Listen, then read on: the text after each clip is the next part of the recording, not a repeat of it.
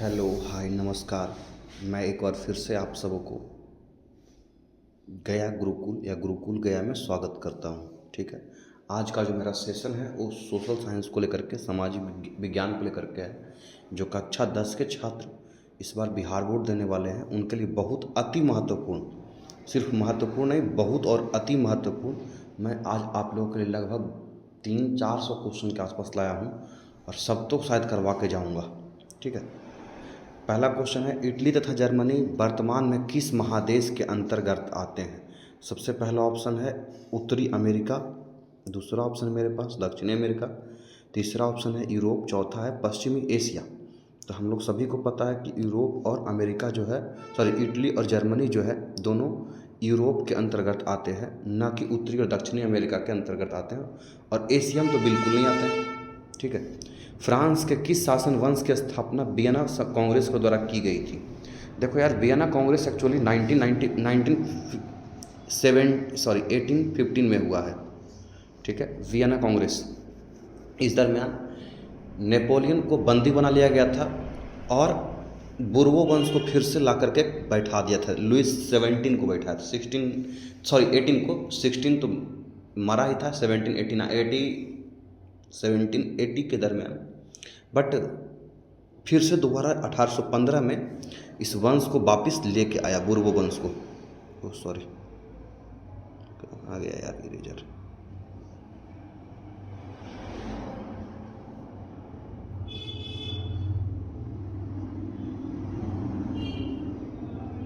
देखिए आगे बोलता है, क्या मेजनी का संबंध किस संगठन से था? लाल सेना से तो बिल्कुल नहीं था। ठीक है, लाल सेना से तो बिल्कुल भी नहीं था, ये ऑप्शन गलत है। क्या हो रहा है, ये क्या हो रहा है भाई?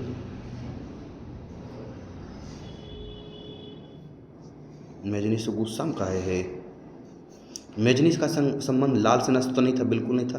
कार्बोनरी से था, फिलिक हेटारिया से नहीं था, डायट से नहीं था। ये दोनों ऑप्शन गलत है, ये भी ऑप्शन गलत है, बच गया कार्बोनरी। कार्बोनरी नीचे लिखा भी है। ठीक है, इसका संगठन दो और था, एक तो था young Europe, young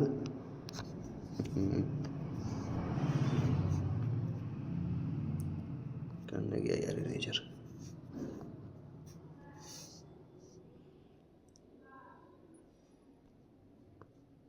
young Europe,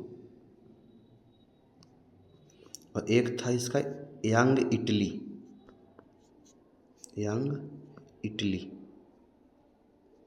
Mazzini का दो और ग्रुप से संबंध था, एक था यंग इटली, दूसरा था यंग यूरोप और एक था कार्बोनरी। ये तीनों के तीनों ग्रुप जो थे, तीनों सीक्रेट सोसाइटी, मतलब गुप्त संगठन बना के काम करते थे आपस में।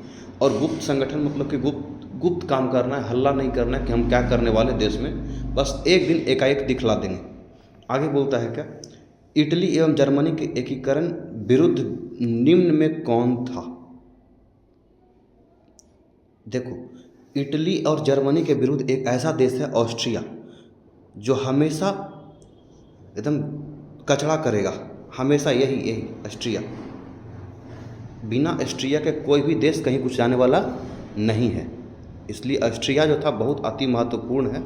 ठीक है, ऑस्ट्रिया के चलते ही ऑस्ट्रिया ही सबके बीच में मेन जड़ है, फंसा हुआ है सबको लेकर के।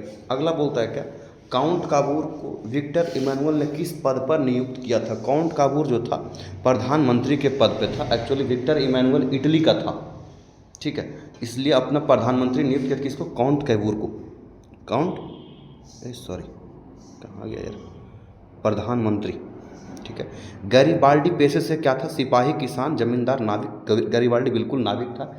एक जो इटली के एकीकरण में सबसे निचला पार्ट है, दो पार्ट में यही जीत करके दे दिया था बाकी राजा को।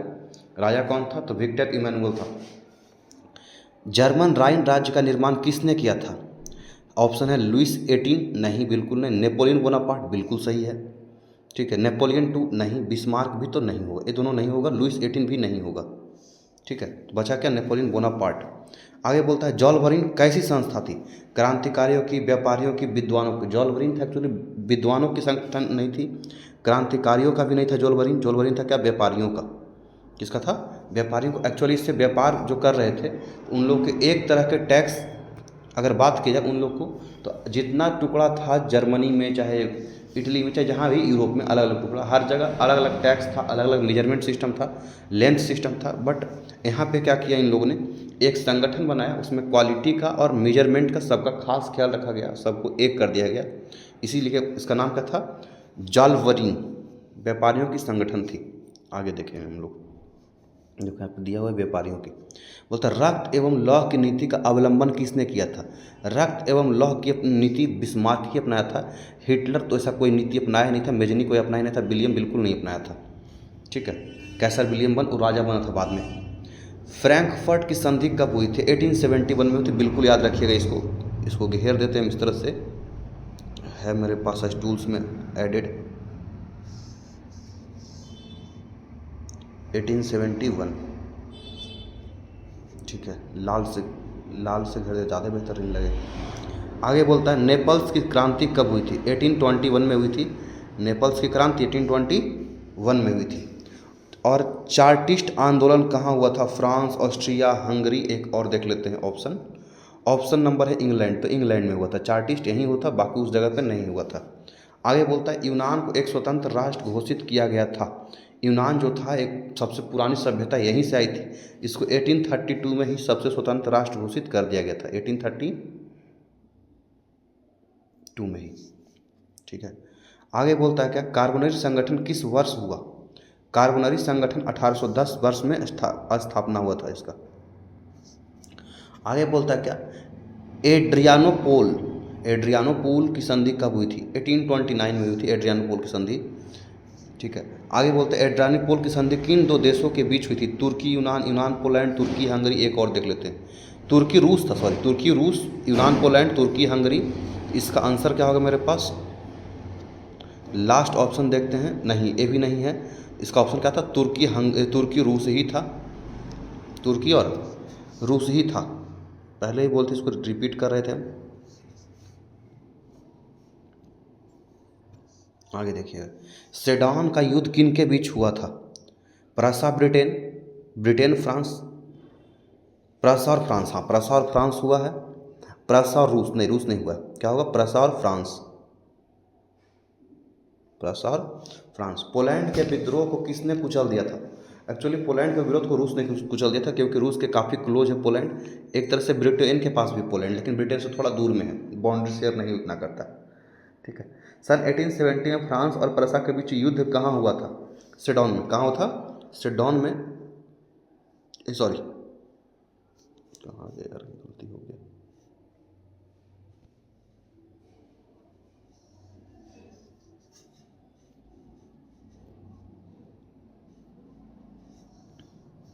सेडॉन में हुआ था, सेडोवा मार दी थी।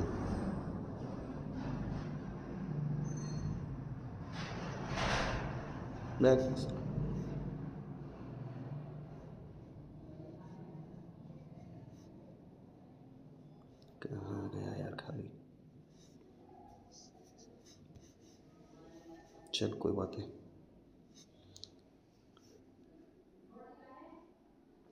आगे बोलता है क्या, यूरोप वासियों के लिए किस देश का साहित्य एवं ज्ञान विज्ञान प्रेरणा स्रोत रहा? जर्मनी, यूनान, टर्की। देखो टर्की के तो नहीं होना चाहिए, ठीक है। जर्मनी उस क्षेत्र में उतना आगे आया नहीं है, इंग्लैंड भी उस क्षेत्र में उतना आया नहीं, तो बचा कौन? यूनान। यहाँ पे ऑप्शन दिया हुआ है यूनान का, ऑप्शन नंबर यहाँ पे 2 में ही था।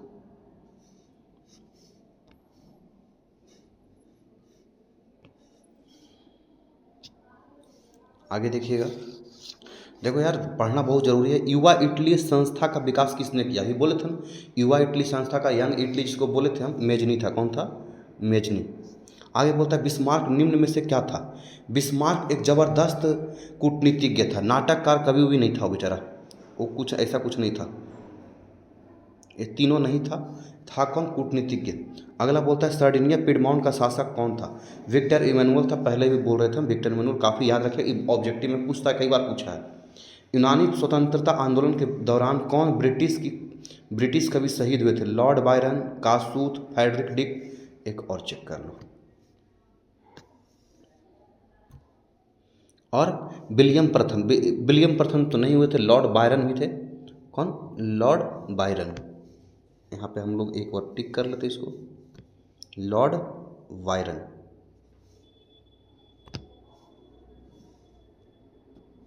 आगे बोलता है जोलवेरिन की स्थापना किस राज्य में हुई थी? प्रसा में हुई थी। कहाँ हुई थी? प्रसा में। आगे बोलता है हंगरी की भाषा क्या थी? मैग्यार। क्या थी हंगरी की भाषा? मैग्यार। आगे बोलता है यूनान के स्वतंत्रता संग्राम में किसकी पराजय हुई थी? टर्की की। किसकी? तुर्की की। इसको तुर्की बोलते हैं, इंग्लिश में टर्की बोलते हैं। मरियान किस देश की राष्ट्रवाद की प्रतीक थी? फ्रांस, रूस, इटली। एक और देख ले, जर्मनी। जर्मनी तो नहीं थी, जर्मनी जर्मेनिया थी। मरियान थी कहाँ की? फ्रांस की। कहाँ की? फ्रांस की। आगे देखिए यूरोपीय सभ्यता का पालना किसे कहा जाता है? यूनान को। किसको? यूनान को। यहीं से पूरी सभ्यता को फैलाया है। आगे बोलता है एक्ट ऑफ यूनियन किस वर्ष पारित हुआ? 1688 में। 1688 में। 1789 के फ्रांसीसी क्रांति के समय कहाँ किस राजवंश, वहाँ किस राजवंश का शासक था? बुर्बो वंश का। किसका था? बुर्बो वंश का। आगे नेपोलियन संहिता किस वर्ष लागू की गई थी? 1801 है, 1799 है, 1789 है और एक और क्या है? 1804 है। 1804 में हुआ था। ठीक है, यहीं से नेपोलियन राजा बन गया था। जर्मनी के एकीकरण के लिए बिस्मार्क ने कितने युद्ध लड़े थे? 3 युद्ध लड़े थे। कितने युद्ध? 3। वियना कांग्रेस में कौन राष्ट्र सम्मिलित नहीं था? वियना कांग्रेस में जर्मनी नहीं था। कौन नहीं था? बिल्कुल बात है, जर्मनी नहीं था। बाकी फ्रांस था, रूस था, ब्रिटेन था, जर्मनी नहीं था। बोलता है वियना कांग्रेस में पवित्र संघ की योजना किसने प्रस्तुत की थी? रूस ने। किसने? रूस ने। बाकी ये सब प्रस्तुत नहीं किए थे। यंग इटली के संस्थापक कौन थे? काबूर थे, मेजनी थे, जियोबार्टी थे, मेजनी थे।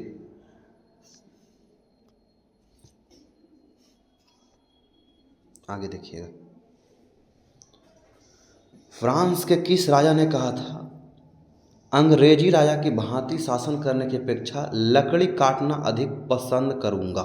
चार्ल्स दसम ने। किसने कहा था? चार्ल्स दसम ने। कि भाई अंग्रेजी शासन के बढ़िया है क्या कि लकड़ी काट के बेच लेंगे, जीवन चला लेंगे, लेकिन हम अंग्रेज से को राजा नहीं मान सकते हैं। प्रसा का शासक कौन था? नेपोलियन बोनापार्ट, नेपोलियन III,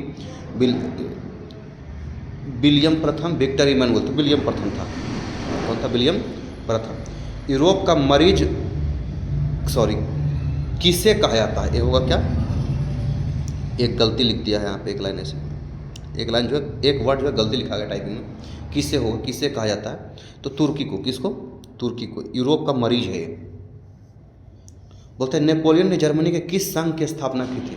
ट्रांसपेडेंट संघ, सिसिल पाइन संघ, राइन संघ। इनमें से कोई नहीं, तो राइन संघ, क्योंकि राइन इससे लगता भी है। किस संधि द्वारा स्वतंत्र यूनान की स्थापना की गई थी? बोलता है वियना संधि, कस्तुनतुनिया की संधि, प्राग की संधि नहीं, एंड्रियोपोल की संधि, एंड्रियानोपोल की संधि। बोलता है यंग यूरोप की स्थापना किसने की थी? मैजनी ने। बिल्कुल मैजनी ने की थी, पहले भी बता चुके थे और ये काफ़ी इंपॉर्टेंट टॉपिक है। आगे बोलता है नव गुएल्फ आंदोलन कहाँ हुए थे? इटली में हुआ था। कहाँ हुआ था? इटली। नव जागरण यहीं से शुरुआत हो रहा था। बोलता मैटरनिक कौन था? ऑस्ट्रिया का अरे भाई इसका नाम याद रखना, ड्यूक मैटरनिक का ऑस्ट्रिया का चांसलर था। प्रसा का नहीं, ऑस्ट्रिया का था। कहाँ का था? ऑस्ट्रिया का था। आगे बोलता है कार्बोनरी की स्थापना किस वर्ष हुई थी? 1810 में। 1830 की क्रांति के बाद फ्रांस में किस प्रकार का शासन स्थापित हुआ?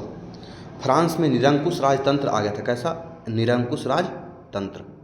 राजा तो था लेकिन निरंकुश था, मतलब अपने पावर को इस ब्रूटली इस्तेमाल करता, इस तरह से इस्तेमाल करता कि जनता कुछ का हम सुनने वाले नहीं हैं। लाल कुर्ती नामक संस्था का गठन किसने किया था? गैरीबाल्डी ने। किसने? गैरीबाल्डी ने। आगे बोलता है राष्ट्रवाद की अवधारणा का जन्म किस घटना से माना जाता है? पुनर्जागरण से, धर्म सुधार आंदोलन से। आंदोलन तो नहीं था यहाँ पे। गौरवपूर्ण क्रांति से, फ्रांस की क्रांति से, पुनर्जागरण से। पुनर्जागरण का मतलब होता है क्या कि आपने जो हम लोग खोज किए थे, जो हम लोगों ने रचना की थी, उसके बारे में जाके फिर से पढ़ेंगे और दोबारा अपने आप को रिवाइव करेंगे, क्योंकि हम अब चर्च से बाहर निकलना चाह रहे थे। अंग्रेजों का ऐसा मानना था। बोलता है रक्त और लौह की नीति किसने अपनाई थी? बिस्मार्क ने। ये बात पहले ही बताए थे हम, फिर से दोबारा आ गया क्वेश्चन। किस युद्ध के बाद जर्मनी का एकीकरण हुआ था? क्रीमिया का युद्ध, एक सेडोन का, क्रीमिया का नहीं, किसका? सेडोन का। क्रीमिया के युद्ध से नहीं हुआ था जर्मनी का एकीकरण। क्रीमिया के युद्ध के चलते इटली का एकीकरण हुआ था। किस संधि द्वारा जर्मनी का एकीकरण पूरा हुआ? तो फ्रैंकफर्ट की संधि। किस संधि द्वारा? फ्रैंकफर्ट। जर्मनी एवं इटली के एकीकरण के समय फ्रांस का शासक था, एक गलती लिखा गया यहाँ पे, ठीक है, फ्रांस होगा यहाँ पे। फ्रांस का शासक था जर्मनी एवं इटली के दरमियान नेपोलियन बोनापार्ट तो नहीं होगा, नेपोलियन थ्री बच गया, बाकी ऑप्शन एक और है, विक्टर इमानुएल प्रथम और विलियम प्रथम। तो ये दोनों ऑप्शन क्या है? बिल्कुल गलत है। क्या होगा? नेपोलियन थ्री ही होगा। क्या होगा? Napoleon three. ठीक है, एक पहला चैप्टर में 53 क्वेश्चन हमको दिखा, बाकी हम दूसरा चैप्टर तुरंत ऐड अप कर रहे हैं, भागिए नहीं कहीं पे आप लोग।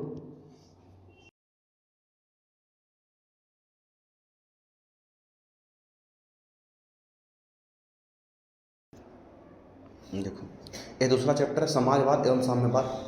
इसमें है वैज्ञानिक समाजवाद का जनक किसे कहा जाता है? कार्ल मार्क्स को कहा जाता है, क्योंकि इनके द्वारा 2 बुक लिखे थे। बुक काफ़ी कोहराम मचा था। एक था किताब का नाम कम्युनिस्ट मैनिफेस्टो, दूसरा था दास कैपिटल्स। ठीक है, लुई वला को नहीं, चार्ल्स फॉरियर को नहीं, बाकी सेंट साइमन, चार्ल्स फॉरियर और लुई वला, ये तीनों को कहा जाता है यूटोपियंस। यूटोपियन मतलब स्वप्नदर्शी होता है, सपना देखने वाले। ये तीनों क्या होगा? नहीं होंगे। आगे बोलता है लाल सेना का गठन किसने किया था? लाल सेना का गठन टर्टस्की ने किया था। किसका? टर्टस्की, लियोन टर्टस्की इसका पूरा नाम है। रूस में कृषक दास प्रथा का अंत कब हुआ था? 1861 में। कब हुआ था? 1860। ओ यार, आगे बोलता है कम्युनिस्ट मैनिफेस्टो का प्रकाशन किस वर्ष हुआ था? 1844, 1848, 1864। आगे देखते हैं। 1848 में हुआ था, 1867 है, 1848 में हुआ है। किसमें? 1848, ऑप्शन नंबर बी। आगे देखिए, वार एंड पीस किसकी रचना है? वार एंड पीस टॉल्स्टॉय की रचना है, लियो टॉल्स्टॉय। आगे बोलता है रूस में जार का अर्थ क्या होता है? पीने का बर्तन नहीं, ये भारत में होता है। पानी रखने का मिट्टी, ये सब बर्तन है, नहीं होगा, ये भारत में कहते हैं। रूस का सम्राट होगा, सामंत नहीं होगा, रूस का सम्राट। ये तो कई बार पूछा भी गया क्वेश्चन। कार्ल मार्क्स का जन्म कहाँ हुआ था? तो जर्मनी में हुआ था। कहाँ हुआ था? जर्मनी में। भले इनके बाद से रूस में और चीन में कुछ न कुछ क्रांति हुई है और अपने पूरे तरह से चीन इसके बाद पे चल रहा है, लेकिन इनका जन्म कहाँ हुआ? जर्मनी में हुआ। प्रथम इंटरनेशनल की बैठक हुई रूस में, फ्रांस में, जर्मनी में। एक और देख लो, ऑप्शन नंबर क्या है? 3, लंदन में। तो लंदन में होगा। आगे बोलता है प्रथम इंटरनेशनल की स्थापना किस वर्ष हुई थी? 1864 में। पहला ही ऑप्शन सही दे दिया। आगे बोलता है साम्यवादी शासन का पहला प्रयोग कहाँ हुआ था? रूस में। कहाँ था?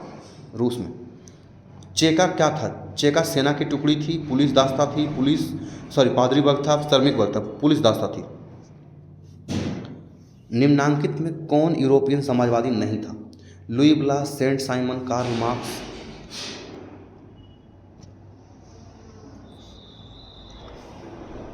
भाई काम कर जा। Robert Owen. तो कार्ल मार्क्स जर्मनी के थे, ऐसा नहीं कि यूरोपियंस के नहीं थे, लेकिन वो समाजवादी नहीं थे। कौन? Karl Marx. ये साम्यवादी थे। कैसे थे? साम्यवादी। बोल्शेविक क्रांति कब हुई थी? 1917 के नवंबर के महीना में। नवंबर एक ही ऑप्शन में, 1917 सब में है, नवंबर से हम चल दिए हैं। लेनिन की मृत्यु कब हुई थी? 1924 में हुई इनकी मृत्यु। कब हुआ? 1924 में। व्लादिमीर लेनिन का पूरा नाम था। आगे बोलता है अंतर्राष्ट्रीय महिला दिवस कब मनाया जाता है? 8 मार्च को मनाया जाता है। ब्रेस्ट लिटोवस की संधि किन देशों के बीच हुई? तो रूस और इटली, रूस और फ्रांस, रूस और इंग्लैंड। एक और देख ले अपना ऑप्शन, रूस और जर्मनी। तो रूस और जर्मनी होगा। आगे बोलता रूस का पहला समाजवादी नेता कौन था या समाजवादी कौन था? तो प्लेखानोव था, प्लेखानोव, ऑप्शन नंबर बी। आगे बोलता है कार्ल मार्क्स का जन्म किस वर्ष हुआ था? कार्ल मार्क्स का जन्म 1818 में हुआ था, 1818 में। रासपुटिन कौन था? रासपुटिन एक भ्रष्ट पादरी था जो कि राजा के वाइफ के चक्कर में ही लगा हुआ था, रानी के चक्कर में ही लगा हुआ था। लेनिन ने ब्रेस्ट लिटोवस की संधि किस राष्ट्र के साथ की थी? England, France, Germany. अच्छा 6 नंबर में था।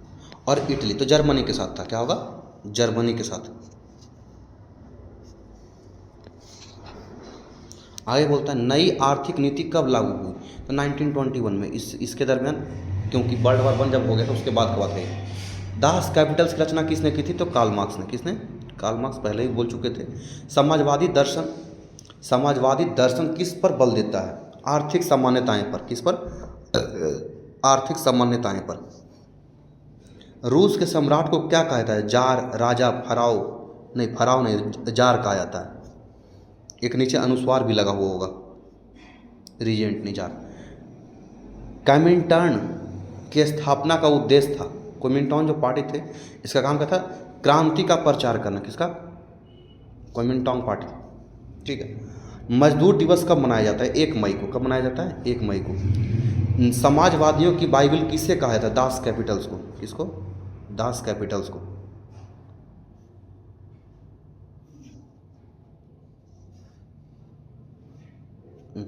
फिर ये उटपटांग काम करना स्टार्ट कर गए।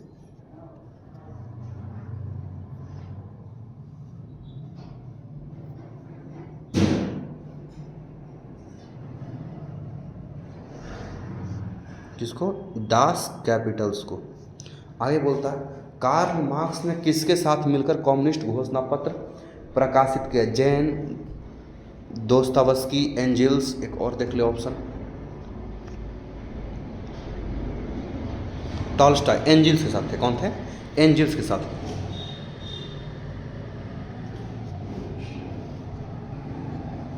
अगला बोलता है जार निकोलस द्वितीय की पत्नी जरीना किस देश की राजकुमारी थी? ऑस्ट्रिया की।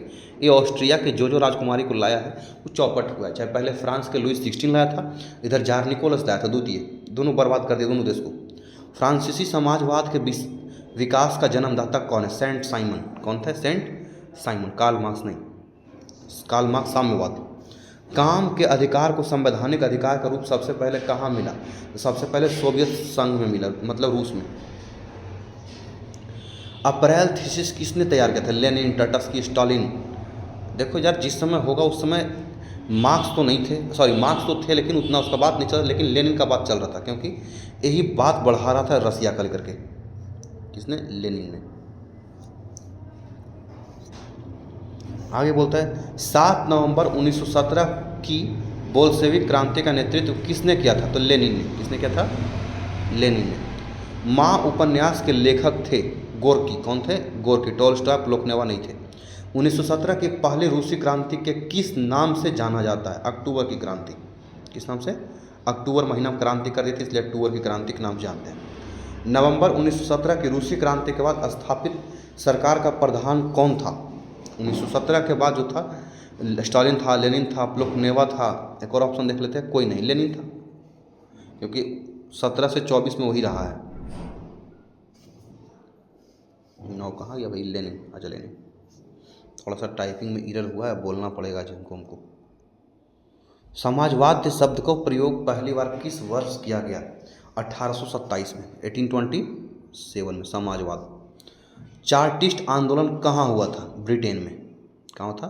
ब्रिटेन में। विश्व में साम्यवादी शासन की स्थापना सर्वप्रथम देश में हुई थी? रूस में हुई थी। कहाँ हुई थी? रूस में ही हुई थी। आगे बोलता है वर्जिन सॉयल उपन्यास के लेखक कौन थे? Leo Tolstoy, Ivan Turgenev, Fyodor Dostoevsky और मैक्सिम गोर्की थे। इवान तुर्गनेव थे। Ivan Turgenev. Option number B. देखो बोलता है बोल्शेविक क्रांति का नेतृत्व किसने किया था? बोल्शेविक क्रांति का नेतृत्व लेनिन ने किया था। लेनिन रशियन रिवॉल्यूशन में काफ़ी, रूस की क्रांति में काफ़ी अपना अहम योगदान निभाया व्लादिमीर लेनिन ने। उसके बाद स्टालिन आया था। अगला बोलता है 1917 की रूसी क्रांति के समय किस जार का शासन था? जार निकोलस द्वितीय का। किसका था? जार निकोलस द्वितीय का। आगे बोलता है कोल खोज की योजना किसने आरंभ की थी? तो कोल खोज की योजना स्टालिन ने आरंभ की थी। किसने? स्टालिन ने। आगे बोलता है साम्यवादी घोषणा पत्र के लेखक थे? लेखक तीनों तो नहीं थे, बच गया कौन? चौथा नंबर जो बच गया लास्ट ऑप्शन में, कार्ल मार्क्स। और इसी के साथ लास्ट नंबर क्वेश्चन फिर से इसमें है, सेकंड नंबर चैप्टर का। 1917 की रूसी क्रांति का तत्कालिक कारण क्या था? तो जार का निरंकुश शासन, प्रथम विश्व युद्ध के रूस की पराजय थे, यही था, रूस की पराजय ही था। ठीक है, आगे देखिए, ये तो 2 चैप्टर का कर दिए हम लोग, करीब करीब 100 क्वेश्चन के आसपास तो यहीं पहुंच गए हैं। अभी कई चैप्टर बाकी है, कहीं जाइएगा नहीं, आराम से।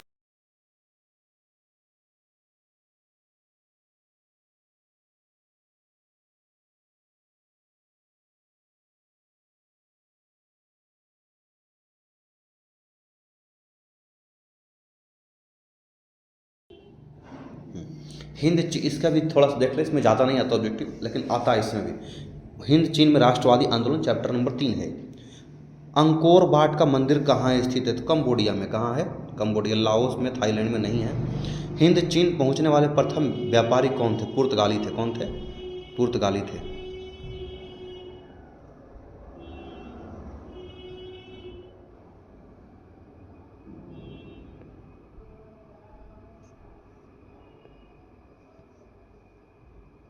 ठीक है, हिंद चीन में बसने वाले फ्रांसीसी कहे जाते थे? कोलोन। क्या कहते थे? कोलोन। आगे, नरोत्तम सिंहानुक कहाँ के शासक थे? वियतनाम, लाओस, थाईलैंड, और दूसरा नंबर देख ले, कंबोडिया। तो कहाँ थे? कंबोडिया के थे। आगे, the history of the loss of Vietnam किसने लिखा है?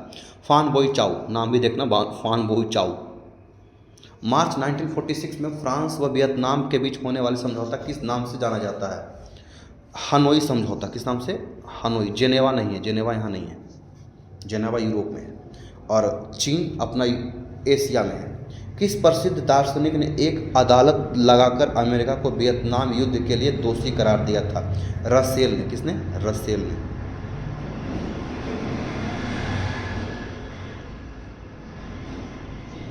आगे, हिंद चीन में अंतिम युद्ध समाप्ति के समय अमेरिकी राष्ट्रपति थे? वाशिंगटन, निक्सन, जॉर्ज बुश और रूजवेल्ट। निक्सन थे। कौन थे? निक्सन।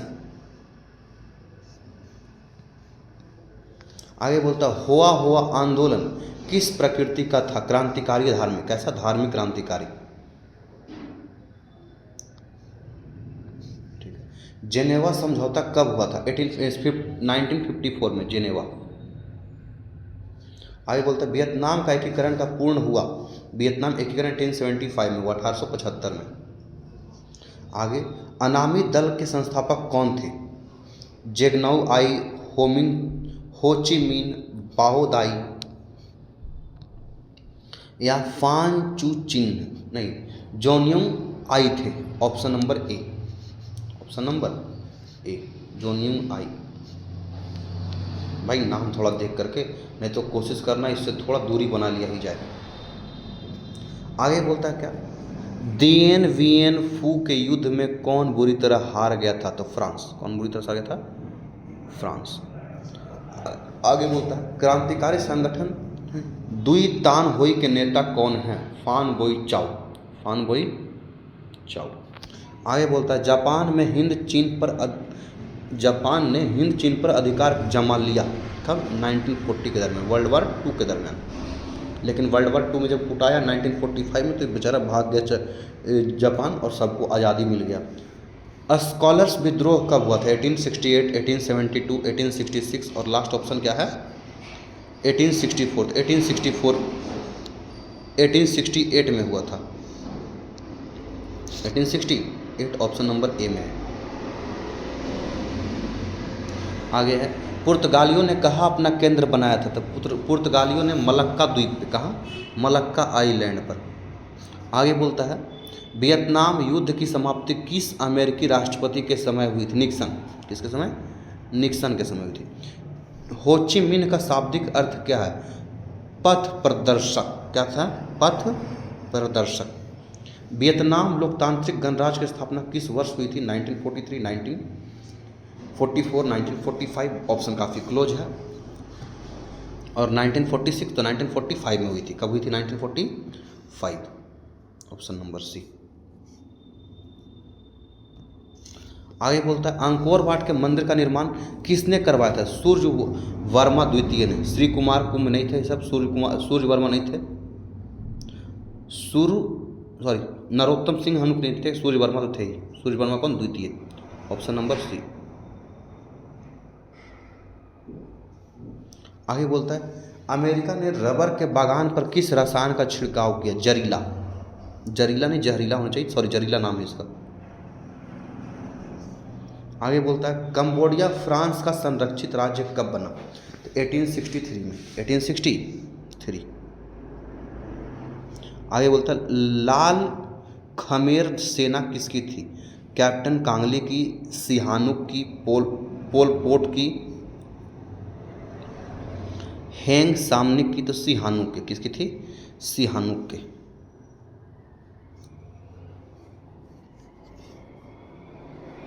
आगे बोलता है वियतनाम में तोकिन फ्री स्कूल किस उद्देश्य से स्थापित किया गया था? तो पश्चिमी शिक्षा देने के लिए, पश्चिमी शिक्षा देने के लिए। आगे बोलता है नियोलियो हक्सत NLHC किसकी राजनीतिक पार्टी थी? तो पाथेलाओ की। किसकी? पाथेलाओ। आगे बोलता है वियतनाम में अनामी दल की स्थापना किसने की थी? तो जोनू गुएन आई ने, जोनू गुएन आई ने। आगे बोलता है संयुक्त वियतनाम का गठन किस वर्ष हुआ था? 1954, 1968, 1974 और 1975। तो 1975 में। हुआ हुआ आंदोलन का प्रणेता कौन था? हुआ हुआ आंदोलन के प्रणेता थे हुइन फू सो। हुइन फू सो, थोड़ा सा नाम ध्यान रखिएगा, इसलिए ज़्यादातर कोशिश हिंद चीन से ना करें क्वेश्चन में। हिंद चीन क्षेत्र में कौन से देश आते हैं? इसमें कंबोडिया है, वियतनाम है, लाओस है। कंबोडिया, वियतनाम और लाओस। आगे बोलता है वियतनाम में स्कॉलर्स रिवोल्ट किसके विरुद्ध हुआ था? वियतनाम में ईसाइयत के विरुद्ध हुआ था। देखो हर जगह कहीं ना कहीं विद्रोह जब होगा तो ईसाइयत के विरुद्ध ही होगा। किस राष्ट्रपति के शासनकाल में अमेरिका ने वियतनाम युद्ध में पहली बार भाग लिया था? Woodrow Wilson, Roosevelt, Kennedy. Last option क्या होना चाहिए था यहाँ पे? निक्सन। तो कैनेडी के शासन में। किसके? कैनेडी।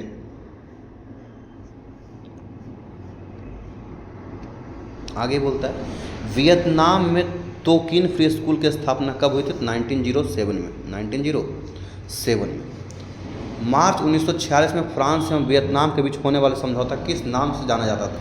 तो हम लोग जानते हैं इसको हनोई समझौता। किस नाम से? हनोई समझौता।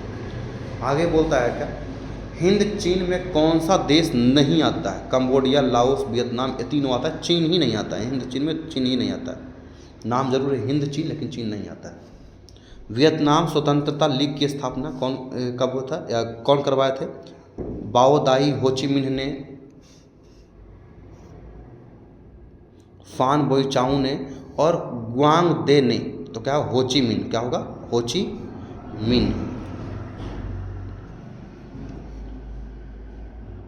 आगे बोलते इंडो चाइना को किस देश ने अपने उपनिवेश के रूप में विकसित किया था? फ्रांसीसी ने। किसने? फ्रांसीसी ने। आगे बोलता है हिंद चीन में आने वाले यूरोपीय व्यापारी थे, पुर्तगाली थे। सबसे पहले पुर्तगाली लोग ही आए थे। आगे बोलता है लियोंग कियाचो कौन थे? लियोंग कियाचो एक चीनी सुधारक थे, चीन में सुधार लाने के पीछे लगे हुए थे। प्राचीन काल में वियतनाम पर किस सभ्यता संस्कृति का प्रभाव था? चीनी, भारतीय, जापानी, मंगोल। तो चीन का ही है तो चीनी ही होना चाहिए। किसका? चीनी ही होना चाहिए।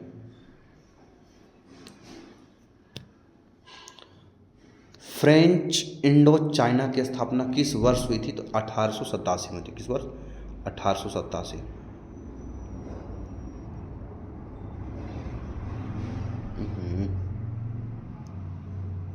अब सही है। देखो यार 3 चैप्टर से हम करीब करीब करवा दिया आप लोग को, लगभग 140 क्वेश्चन, लगभग 140 क्वेश्चन है। 140 नहीं है, 140 के आसपास है।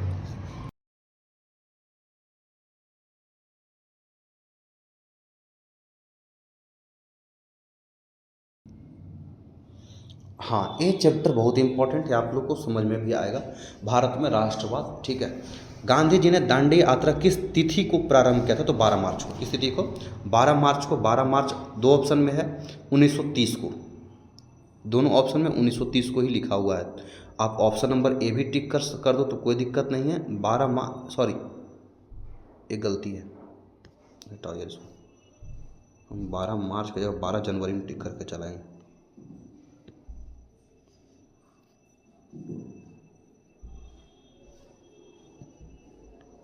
क्या होगा? 12 मार्च को। आगे बोलता है गांधी जी ने असहयोग आंदोलन की शुरुआत कब की थी? असहयोग तो 1 अगस्त 1920 को। कब हुआ था? 1 अगस्त 1920 को। 1920 तो सब में था, तो अगस्त का महीना अगर याद रहता तो आपको मार दीजिएगा। गांधी जी ने सविनय अवज्ञा आंदोलन का प्रारंभ किस कार्य से किया था? तो दांडी यात्रा के नाम से जो नमक बनाया था दांडी जाकर के, उसके बाद स्टार्ट कर दिए थे। निम्नलिखित में से किस समझौता को दिल्ली समझौता के नाम से जाना जाता है? गांधी इरविन समझौता, गांधी अंबेडकर समझौता, कांग्रेस लीग समझौता, सॉरी 6 कहाँ गया? 2 कांग्रेस समाजवादी समझौता। तो गांधी इरविन समझौता ही था जो कि कहा जाता है, कहाँ चले आए यार, गांधी इरविन समझौता। आगे देखिएगा, इंडियन नेशनल कांग्रेस का संस्थापक किसे कहा जाता है? ए.ओ. ह्यूम को। ए.ओ. ह्यूम को। आगे, आर्म्स एक्ट किसने लागू किया था? तो लीटन ने। किसने? लीटन ने। लखनऊ समझौता किस वर्ष हुआ था? 1916 में। रॉलेट एक्ट क्यों पारित किया गया था? क्रांतिकारी गतिविधियों पर अंकुश लगाने के लिए, सरकारी नौकरियों में प्रवेश के लिए नहीं, बिल्कुल नहीं, शिक्षण संस्थाओं में प्रवेश के लिए नहीं, कालाबाजारी रोकने के लिए नहीं, क्रांतिकारी गतिविधि को रोकने के लिए। ऑप्शन नंबर ए होगा। आगे, निम्नलिखित में से किसका नाम बादशाह खान था या सीमांत गांधी था? तो खान अब्दुल गफ्फार खान। आगे, पूना समझौता किनके मध्य संपन्न हुआ? गांधी और जिन्ना। किसके मत? गांधी और जिन्ना। जलियांवाला बाग हत्याकांड के उपरांत किसका गठन किया गया था? तो इंटर समिति का। किसका? हंटर समिति के। इंटर नहीं, हंटर समिति का। ठीक है, कि चेक करें आपके जो डिसीजन लिया गया है अंग्रेजों शासक द्वारा सही है या गलत है। ठीक है। भारतीय राष्ट्रवाद के उदय का सबसे प्रमुख कारण क्या था? अंग्रेजी साम्राज्यवाद के विरुद्ध असंतोष, साहित्य एवं समाचार पत्रों का प्रकाशन नहीं, भारत का राजनीतिक एकीकरण, भारत का प्रशासनिक एकीकरण। तो राजनीतिक एकीकरण और दूसरा विरोध हो चाहिए। ऑप्शन नंबर हमें लगता है ए होगा। यही है सही, बिल्कुल है, यही है।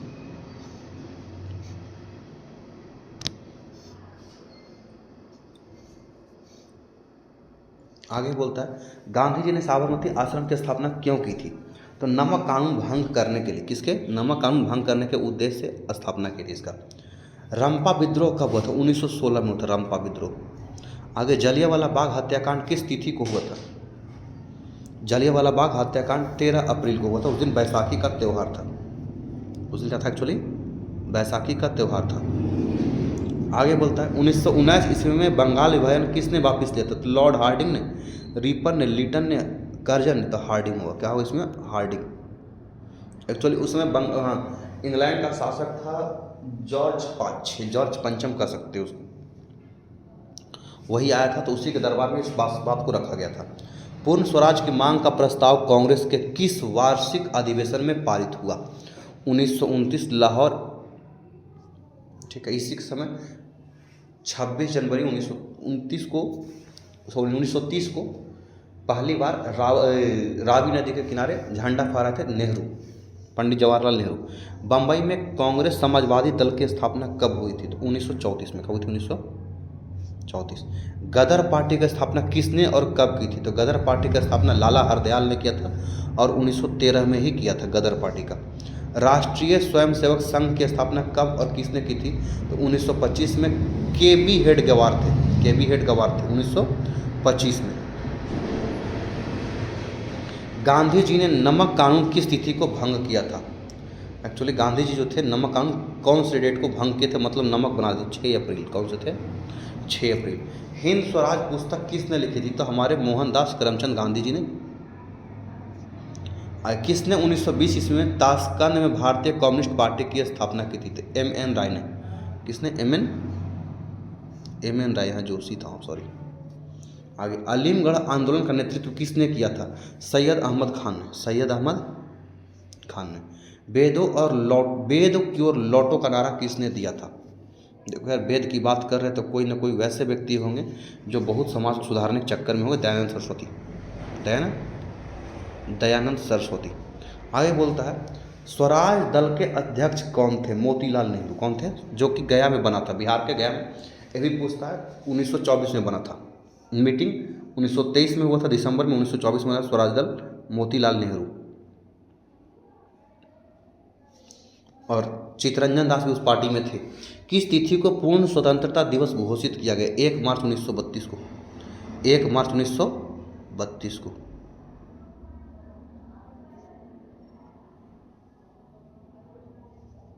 आगे, आर्य समाज की स्थापना किसने की थी? दयानंद सरस्वती ने। दयानंद सरस्वती ने। फॉरवर्ड ब्लॉक के संस्थापक कौन थे? एकदम डायरेक्ट क्वेश्चन आने वाला है सब। सुभाष चंद्र बोस। आगे, वल्लभ भाई पटेल को सरदार की उपाधि किस आंदोलन के दौरान दी गई थी? तो बारदोली सत्याग्रह में इनको नाम देकर सरदार की उपाधि, क्योंकि सरदार नहीं थे, एक्चुअली गुजरात के थे, लेकिन इन्होंने बहुत आगे बढ़ के जो आंदोलन में काम जो निभाया था, योगदान भूमिका निभाया था, उसके चलते इनको दिया गया क्या? सरदार की उपाधि। असहयोग आंदोलन का प्रस्ताव कांग्रेस के किस अधिवेशन में पारित हुआ? 1920 कलकत्ता में। 1920 कलकत्ता, सितंबर, एक ही ऑप्शन में दिख रहा है हमको।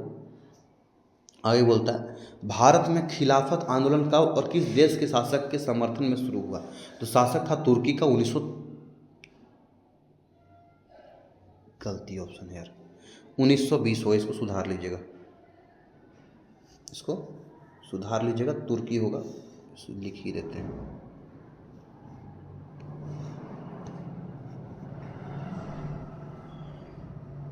भारत में खिलाफत आंदोलन कब और किस देश के हुआ था? 1919 और तुर्की था।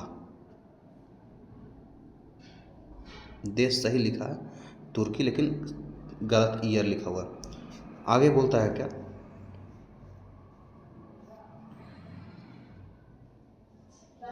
श्रमिक विवाद अधिनियम कब बनाया गया? 1929 में। कब? 1929। अली मुसलियार ने किस विद्रोह का नेतृत्व किया था? मोपाला विद्रोह। ये भी पूछता है, जो विद्रोह है मोपाला विद्रोह काफ़ी फेमस विद्रोह है। खलीफा पद की समाप्ति तुर्की में कब संपन्न की गई? 1924। कब? 1924 में। भारतीय कम्युनिस्ट पार्टी की स्थापना किसने की थी? एम.एन. राय ने। किसने की थी? एम.एन. राय ने। दक्षिण अफ्रीका में गांधी जी किस वर्ष भारत आए थे? 1915 में आए थे। 1915 में 9 जनवरी, उसी को हम लोग मनाते क्या? भारतीय प्रवासी मजदूर दिवस। गांधी जी ने किस गोलमेज सम्मेलन में भाग लिया था? द्वितीय में। किसमें? द्वितीय में। प्रथम में नहीं गए थे, बहुत फजीहत झेलना पड़ा था, ठीक है, अंग्रेजों को। अंग्रेज के जो यहाँ पे वायसराय थे उनको। साइमन आयोग किस वर्ष भारत आया था? 1928 में। किस वर्ष आया था? एक्चुअली बना कब था कोई पूछेगा तो बना था 1927 में। इसमें जो लोग थे 7-8 लोग थे, 7-8 लोग थे, जो सब के सब अंग्रेज ही थे, इसलिए इसका विरोध किया जा रहा था। बोलता है, कांग्रेस समाजवादी दल की स्थापना किस वर्ष हुई थी? 1934 में। 1934। गांधी जी को महात्मा की उपाधि किसने दी थी? गोपाल कृष्ण गोखले ने। श्रीमती एनी बेसेंट ने, रविन्द्रनाथ ठाकुर ने, अब्दुल कलाम आजाद ने। तो रविन्द्रनाथ ठाकुर ने दिए थे। किसने? रविन्द्रनाथ ठाकुर ने। सांप्रदायिक निर्णय की घोषणा किसने की थी? तो मैकडोनाल्ड ने। किसने? मैकडोनाल्ड ने, रेमजे मैकडोनाल्ड। आगे बोलते, 3 कठिया प्रणाली लागू हुआ था। उद्योगपति के लिए तो बिल्कुल नहीं हो, किसान पर ही लागू हुआ, व्यापारी पर भी क्यों लागू करेगा? टाना भगत आंदोलन किन आदिवासियों में हुआ था? तो ओरोवो में। कहाँ? ओरोवो में। भारतीय स्वाधीनता समिति की स्थापना कहाँ की गई थी? काबुल में, पेशावर में, जर्मनी में, कनाडा में। तो जर्मनी में। कहाँ किया था? जर्मनी में। भाई तुम लोग के लिए लगभग हम नहीं भी तो करीब करीब 180 से ऊपर 190 क्वेश्चन तक के हम खींच दिए हैं। और आप लोग से कोशिश रहेगा कि एक और ऑब्जेक्टिव देख के आइएगा, इसलिए हम वीडियो को बहुत तेज़ बना रहे हैं। ठीक है, भले स्लो पढ़ रहे हैं लेकिन उतना ज़्यादा हम इसमें एक्सप्लेनेशन नहीं दे रहे हैं, क्योंकि डायरेक्ट ऑब्जेक्टिव यहीं से पूछने वाला है। ठीक है, यहीं से पूछ सकता है डायरेक्ट ऑब्जेक्टिव। हाँ, ऐसा नहीं कि सब के सब मिल जाएगा। आपका ऑब्जेक्टिव जो होगा आएगा 50, उसमें से कुछ तो मिलेगा, ऐसा मिलेगा जो डायरेक्ट फंस जाएगा। हमको 50 ही बनाना, 50 आसानी से बन जाएगा। ठीक है, आगे बढ़ते हम लोग।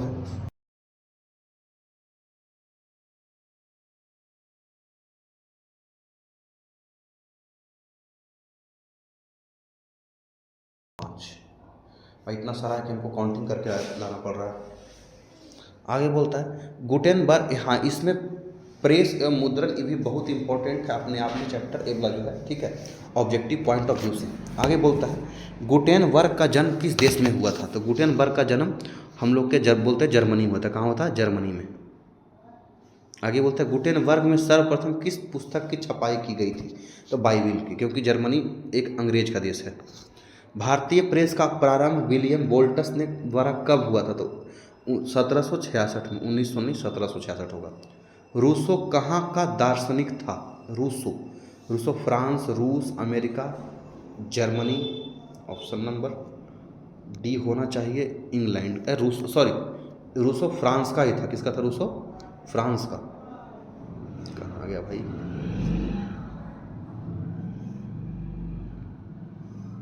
दूसरा, चीनी व्यक्ति पिनोंग ने मिट्टी की मुद्रा कब बनाई? 1041 में। कब बनाई? 1041। आगे बोलता है क्या 13वीं सदी में किसने ब्लॉक प्रिंटिंग के नमूने यूरोप में पहुंचाए? मार्को पोलो ने। किसने? मार्को पोलो में। हरिजन पत्रिका का प्रकाशन किसने प्रारंभ किया? तो फिरोज शाह मेहता ने। किसने? फिरोज शाह मेहता। भारतीय द्वारा प्रकाशित प्रथम समाचार पत्र था? इसमें था बंगाल गजट, पायोनीर, अमृता बयार पत्रिका और सुलभ समाचार। तो सबसे पहले इसका ऑप्शन नंबर कहाँ चाहिए? ए नंबर, बंगाल गजट। आगे बोलता है मार्टिन लूथर कौन थे? तो मार्टिन लूथर एक धर्म सुधारक थे। आगे बोलता है इंग्लैंड में मुद्रण कला को पहुंचाने वाला कौन था? तो कैक्सटन था, कैक्सटन।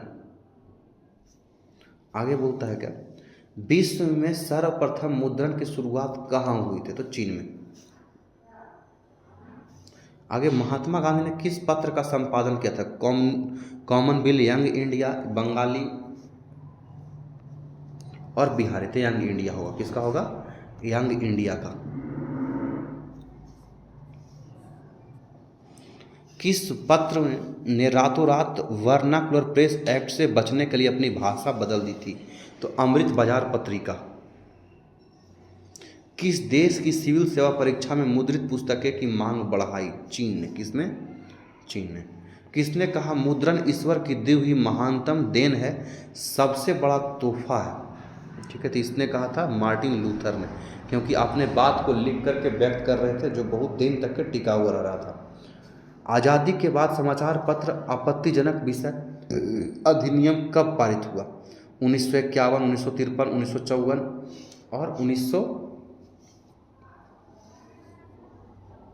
तो उन सबसे पहले जो होगा ए नंबर ऑप्शन वही है, 1951। ठीक है, नियम बनना स्टार्ट हो गया, क्योंकि कुछ भी पटांग मत छाप दो इसको लेकर के। कागज का आविष्कार किस देश में हुआ? तो चीन में ही हुआ होगा। आगे बोलता है क्या एकॉर्डियन शैली में कौन सी पुस्तकें प्रकाशित हुई? तो चीनी पुस्तकें, एकॉर्डियन शैली। ठीक है, स्टाइल लिखने का उसको बोलते हैं शैली।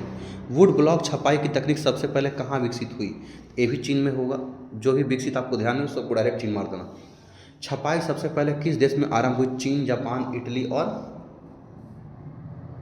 भारत। ये भी क्या होगा? चीन में ही होगा।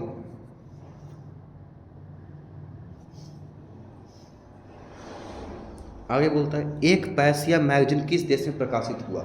ये है इंग्लैंड में, मतलब एक पैसा में मैगजीन छाप दिया। यूरोप में कागज बनाने का पहला कारखाना कहाँ खोला गया? तो जर्मनी में। कहाँ खोला गया? जर्मनी में। छापाखाना का आविष्कार किसने किया? तो गुटेनबर्ग ने। इसने एक तेल पेरते हुए देख लिया था किसी व्यक्ति को, उसके ही काम किए थे, बादाम से तेल निकाला था कुछ का। बेलनाकार प्रेस का आविष्कार किसने किया? गुटेनबर्ग ने, ग्रिम बंधुओं ने, रिचर्ड एमहो ने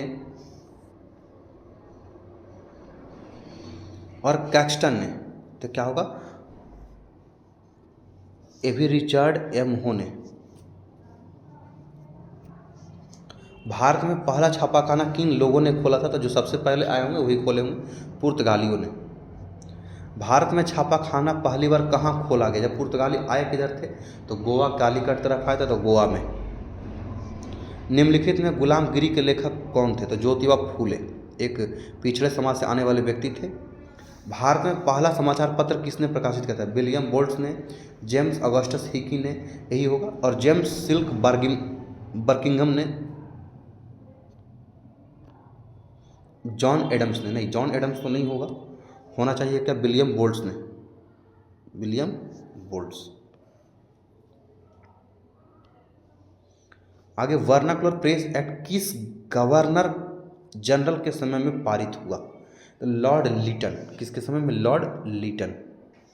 अंग्रेजी भाषा में बंगाल गजट का प्रकाशन किसने आरंभ किया? तो जेम्स अगस्टस हिकी ने, जेम्स अगस्टस हिकी। पिकविक पेपर्स उपन्यास किसने लिखा? चार्ल्स डिकेंस ने। चार्ल्स डिकेंस काफ़ी इंपॉर्टेंट उपन्यास है, ये आप ध्यान रखिएगा, पूछ लेता है कई बार। देसी भाषा में भारतीय द्वारा प्रकाशित पहला समाचार पत्र कौन था? India Gazette, Bengal Gazette, Bombay Gazette और मद्रास गजट। तो क्या होगा इसका? ऑप्शन नंबर दूसरा होगा, बंगाल गजट। नौमा, कई नंबर नौमा है। मराठी भाषा का पहला उपन्यास कौन था? यमुना पर्यटन। कौन था? यमुना पर्यटन। संवाद कौमुदी प्रकाशन किस भाषा में हुआ? तो बांग्ला में। बंकिम चंद्र चट्टोपाध्याय का पहला उपन्यास कौन था? तो दुर्गेश नंदिनी। निम्नलिखित समाचार पत्रों में सबसे अधिक प्रतिक्रियावादी कौन था? Times of India, statesman, Pioneer और इंग्लिशमैन। तो यही होगा क्या? इंग्लिशमैन। मेरा बचपन और मेरा विश्वविद्यालय नामक पुस्तक किसने लिखी थी? मैक्सिम गोकी ने। किसने? मैक्सिम गोकी ने। आगे, आरंभिक मानव अपने भावों को अभिव्यक्ति किस माध्यम से करता था? बोलकर, चित्र बनाकर। तो चित्र बनाकर। भोजपत्र पर लिखकर तो बहुत कम लोग लिखते थे, तो चित्र बना करके। अमृत बाजार पत्रिका का प्रकाशन किसने आरंभ किया था? तो मोतीलाल घोष ने। किसने? मोतीलाल घोष ने। ब्लॉक प्रिंटिंग का चलन किससे आरंभ हुआ? कागज के आविष्कार से, आधुनिक प्रेस की स्थापना से, अक्षरों की छाप बनाने से। देखो यार, इसमें तुम सोच के भी ऑप्शन दोगे तो बन जाएगा स्याही के आविष्कार से। ठीक है, स्याही के आविष्कार तो बहुत जरूरी है, लेकिन सबसे जरूरी क्या? अक्षरों के छाप बनने से। अक्षर के छाप बना के अरेंज किया, टापना स्टार्ट कर दिया। आगे, जापान में छपाई की तकनीक किन के द्वारा लाई गई थी? तो चीनी बौद्ध भिक्षुकों के द्वारा। इंग्लैंड में पेनी चेकबुक किन के लिए छापी गई थी? तो सर्वसाधारण पाठकों के लिए। सर्वसाधारण मतलब जो गरीब मजदूर है, गरीब लोग हैं, उनके लिए। बाल गंगाधर तिलक ने मराठा का प्रकाशन किस भाषा में किया था? तो अंग्रेजी में। किसमें? अंग्रेजी में। जापान में पहली पुस्तक किस वर्ष छापी थी? 868 ईस्वी में। 1295 है, 1336 है और 1448। सबसे पहले 800 जो भी था, 848 या 888, 868 था।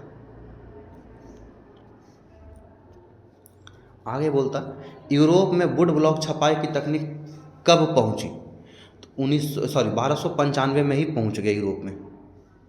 श्रीमती एनी बेसेंट ने अपने किस समाचार पत्र गृह शासन आंदोलन का प्रचार किया था? तो न्यू इंडिया की तरह। यंग इंडिया तो गांधी जी थे। आगे, फ्रांस में छपी विली चयांक न्यू पुस्तकें कैसी थी? सस्ती थी, काफ़ी सस्ती थी पुस्तक। गुटेनबर्ग प्रेस में छपी पहली पुस्तक कौन थी? डिवाइन कॉमेडी नहीं, the institutes of Christian religion नहीं, यूटोपियंस तो नहीं होना चाहिए, और बाइबिल तो बिल्कुल सही है, बाइबिल ही होगा। 95 स्थापना किसने लिखी थी? मार्टिन लूथर ने, ये बहुत बवाल मचाए थे भाई साहब, इनको फांसी दे दिया गया था बाद में। भारतीय समाचार पत्रों के मुक्तिदाता के रूप में कौन गवर्नर जनरल विख्यात हैं? William Bentinck. William Bentinck. एक कुल मिला के हो गया आपका 5 चैप्टर का, ठीक है। अगर देखा जाए तो सब में करवा दिए हैं, 5 चैप्टर हिस्ट्री का पूरा हो गया है। और अब हम लोग बढ़ेंगे दूसरे सब।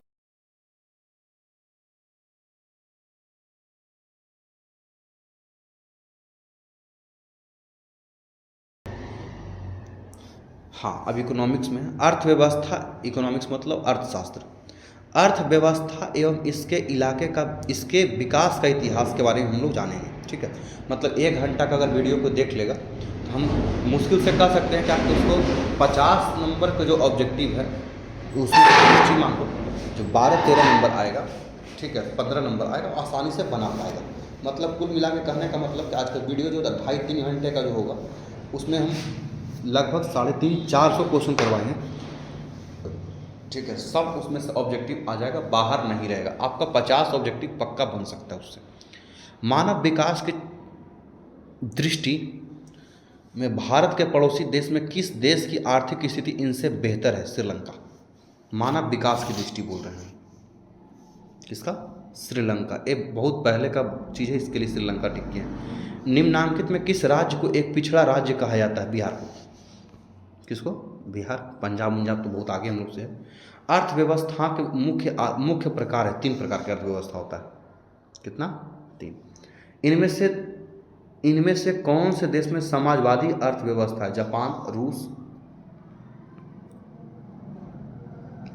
भारत और अमेरिका। तो किस में है? रूस में है।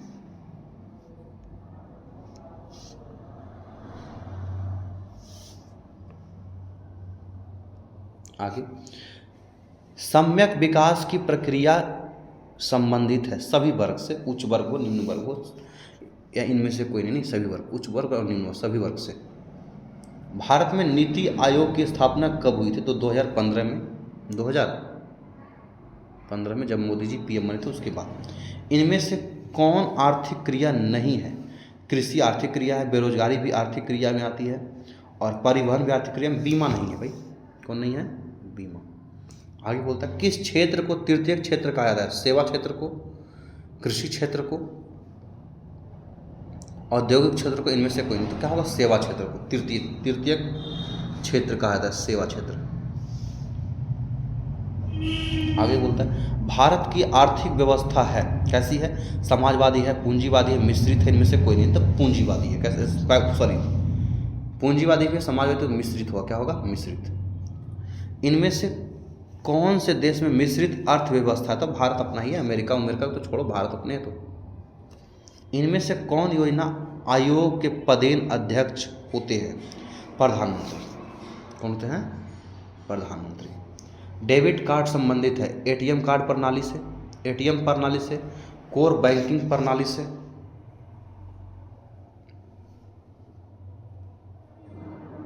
बैंकिंग प्रणाली से, इनमें से कोई नहीं। तो क्या होगा? एटीएम प्रणाली से होगा। क्या होगा? एटीएम प्रणाली से।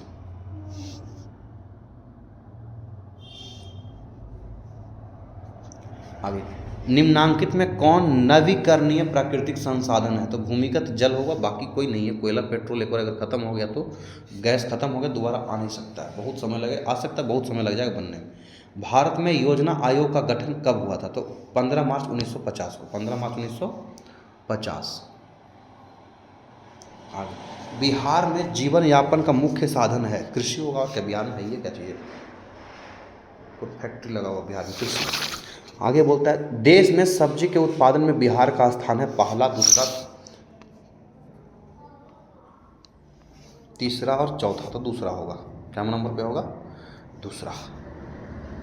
सब्जी खूब उपजाते हैं, इसलिए हम लोग की घर की जो महिलाएं होती सब्जी भात खूब खाती है। सब्जी, चावल, सब्जी, रोटी। आगे बोलता है भारत में के पड़ोसी देश में किस देश की प्रति व्यक्ति आय सबसे अधिक है? तो श्रीलंका में। किस में है? श्रीलंका। निम्न को प्राथमिक क्षेत्र भी कहा जाता है? सेवा क्षेत्र, कृषि क्षेत्र। तो क्या होगा? कृषि क्षेत्र होगा, औद्योगिक क्षेत्र नहीं हो सकता। क्या होगा? कृषि। किस देश का राष्ट्रीय आय अधिक होता है? जिस देश का राष्ट्रीय आय अधिक होता है वह देश कहलाता है अविकसित। विकसित अविकसित कैसे कहलाएगा भाई? अर्ध विकसित। अर्ध भी क्यों होगा? जब अधिक है आय तो विकसित होगा। गरीबी कैंसर रोग की तरह है, किसने कहा है? अर्थशास्त्री कुजनेट ने, अर्थशास्त्री मेडिसन ने, प्रोफेसर लेविस ने, इनमें से कोई नहीं। तो कुजनेट ने कहा था क्या कि जो गरीबी होती है कैंसर रोग की तरह है, कुजनेट का कहना था। किस क्षेत्र को द्वितीयक क्षेत्र भी कहा जाता है? सेवा क्षेत्र नहीं होगा, कृषि नहीं होगा, उद्योग होगा। क्या होगा? उद्योग।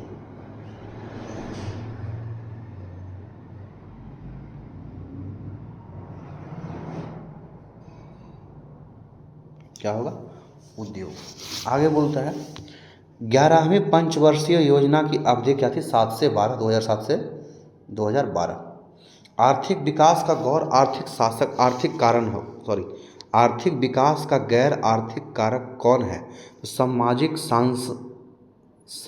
संस्थाएं। एक ही ऑप्शन है, सामाजिक संस्थाएं। जीवन की भौतिक गुणवत्ता का सूचक है जीवन प्रत्याशा, शिशु मृत्यु दर। मृत्यु दर कैसे होगा भाई? मौलिक साक्षरताएं। ए सभी। क्या होगा? ए सभी होगा। ठीक है। अत्यधिक जनसंख्या वृद्धि में आर्थिक विकास की गति। जब जनसंख्या वृद्धि होगा तो आर्थिक विकास क्या हो जाएगा? धीमा हो जाएगा, क्योंकि बच्चे में पैसा खर्च ज़्यादा हो जाएगा। एक अर्थव्यवस्था का सृजन है प्राकृतिक संसाधन से, भौतिक संसाधन से, मानवीय संसाधन से, इनमें सभी। तो क्या होगा? इनमें से सभी। इसको पढ़ के भी आसानी से आप मार सकते हो, कोई दिक्कत नहीं होगा। राष्ट्रीय विकास परिषद का गठन हुआ था 1952 में। 1952 में। किस अर्थव्यवस्था में उत्पादन के संसाधनों का या किस अर्थव्यवस्था में उत्पादन के साधनों पर किसी व्यक्ति या निजी संस्था का अधिकार रहता है? पूंजीवादी अर्थव्यवस्था में, समाजवादी अर्थव्यवस्था में, मिश्रित में। तो क्या होगा? पूंजीवादी में। इनमें से सभी तो थोड़ी होगा। क्या होगा? पूंजीवादी में।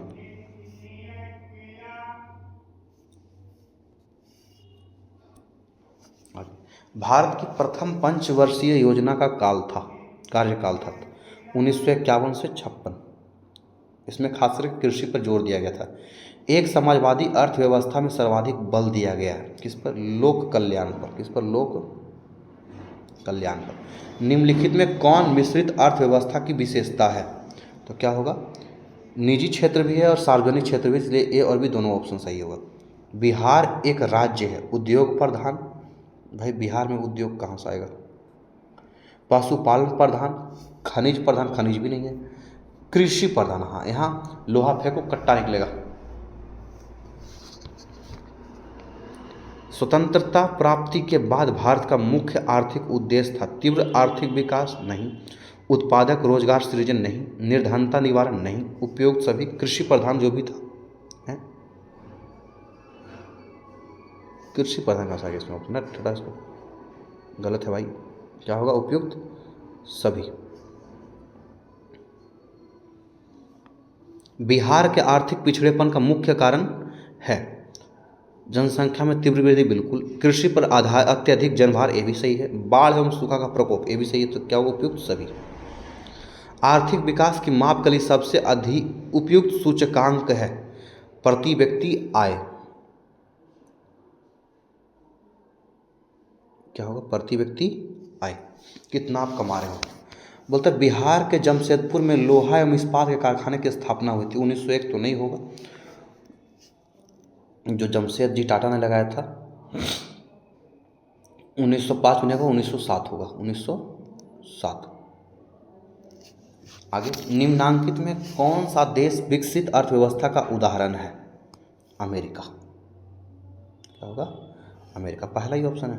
अविकसित देशों की कार्यशील जनसंख्या का अधिकांश भाग संलिप्त है या संलग्न है प्राथमिक क्षेत्र। जैसे भारत में ज़्यादातर लोग क्या करते हैं? खेती करते हैं। बिहार में किस प्रकार की फसलों का उत्पादन होता है? खाद्य फसलें, व्यापारिक फसल, व्यावसायिक फसलें। ए और बी दोनों होता है।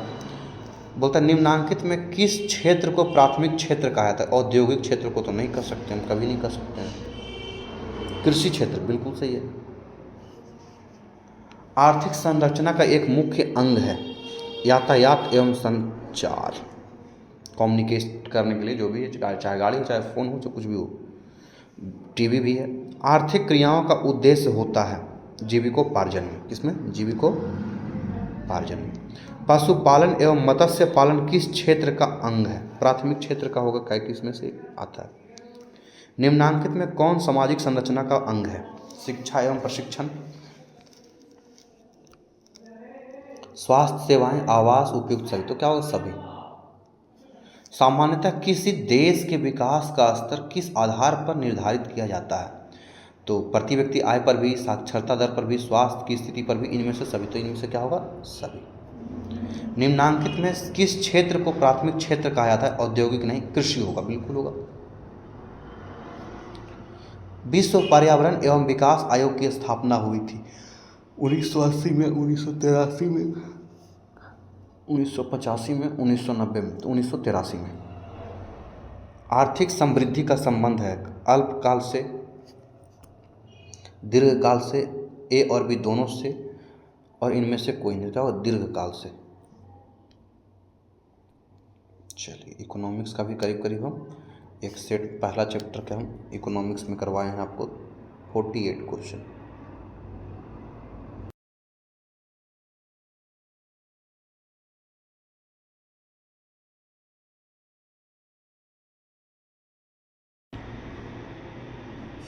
राज्य एवं राष्ट्र की आय, 2 वीडियो आएगा इस चैप्टर का, इस सब्जेक्ट का। एक आज रहेगा, थोड़ा देर बाद एक और आ जाएगा, ठीक है।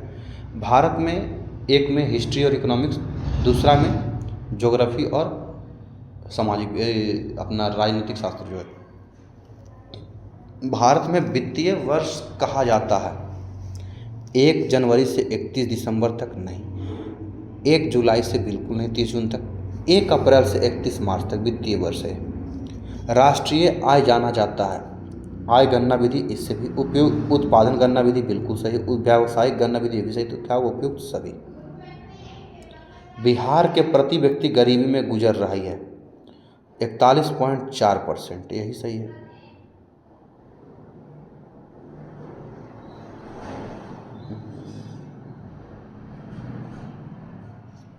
ठीक है। बिहार में किस जिले की प्रति व्यक्ति आय सबसे कम है? नालंदा, रोहतास, सिवान,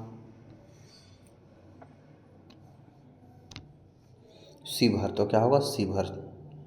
निम्नांकित में बिहार में किस जिले की प्रति व्यक्ति आय सर्वाधिक है? तो क्या होगा? पटना।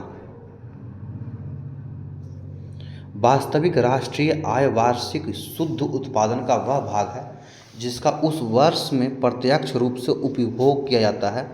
राष्ट्रीय आय की यह परिभाषा किसने दी थी? तो मार्शल ने, फिशर ने, पीवू ने, कोई नहीं। तो फिशर ने दी थी। किसने? फिशर ने। राष्ट्रीय आय का अर्थ है सरकार की आय, सार्वजनिक उपक्रमों की आय, पारिवारिक आय, उत्पादन के संसाधनों की आय। क्या होगा? उत्पादन के संसाधनों की आय। बिहार की अर्थव्यवस्था में प्राथमिक क्षेत्र का मुख्य अंग है निर्माण, कृषि, परिवहन और व्यापार। तो बिहार में क्या है? कृषि ही है, उसके अलावा कुछ नहीं है। और भी है तो बहुत छोटे तौर पे है, उतना हमको इसको काउंटिंग में नहीं रखते हैं, चाहे रखते हैं तो उससे उतना फ़ायदा नहीं है। प्रत्यक्ष कर के अंतर्गत निम्न में से किसे शामिल किया जाता है? आयकर को। किसको? आयकर को। बिहार के किस जिले का प्रति व्यक्ति आय सर्वाधिक है? तो किसका होगा? पटना का। योजना काल में भारत की औसत वार्षिक दर रही है कितना? लगभग 4% के आसपास में है, 4% से आए।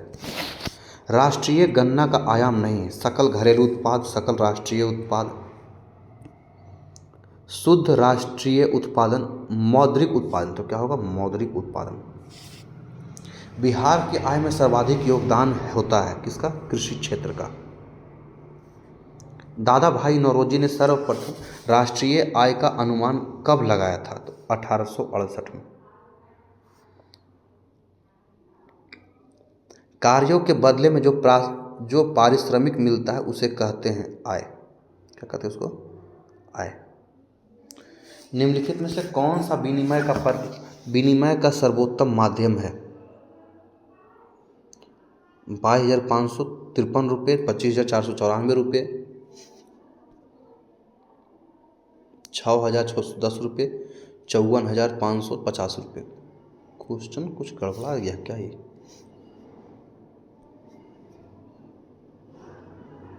निम्नलिखित में से कौन सा विनिमय का सर्वोत्तम माध्यमिक ऑप्शन हमको गलत लग रहा है, इसको हटा दो। क्वेश्चन का हम हटा दे रहे हैं।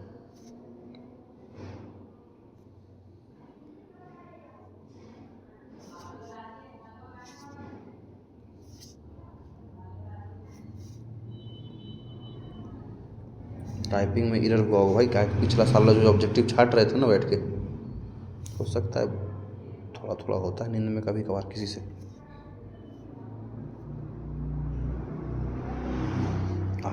भारत में किस राज्य का प्रति व्यक्ति आय सर्वाधिक है? तो गोवा का। किसका? गोवा का। उत्पादन एवं आय गणना विधि आर्थिक दृष्टिकोण से है कैसा है? सहज भी है, वैज्ञानिक भी है, व्यवहारिक भी है, सब है, तीनों है। वर्ष 2005-06 में निम्नांकित में किस राज्य की प्रति व्यक्ति आय अपेक्षाकृत अधिक थी? तो महाराष्ट्र की। Y=C+I फार्मूले को बताया प्रोफेसर केन्स ने, प्रोफेसर फिशर ने, प्रोफेसर मार्शल ने, पीगू ने। तो क्या? फिशर ने। किसने बताया? प्रोफेसर फिशर ने, फिगर बोलते हैं, फिशर। सन 2008-09 के अनुसार भारत की औसत प्रति व्यक्ति आय है 25,494 रुपये। आखिर मेरी टीम में उसने बेवड़ा है, जिसको कुछ भी बेवड़ापंथी कर सकता है वो। कहाँ का ऑप्शन कहाँ पटक दिया ले करके, देख रहे हो? और कहेगा कि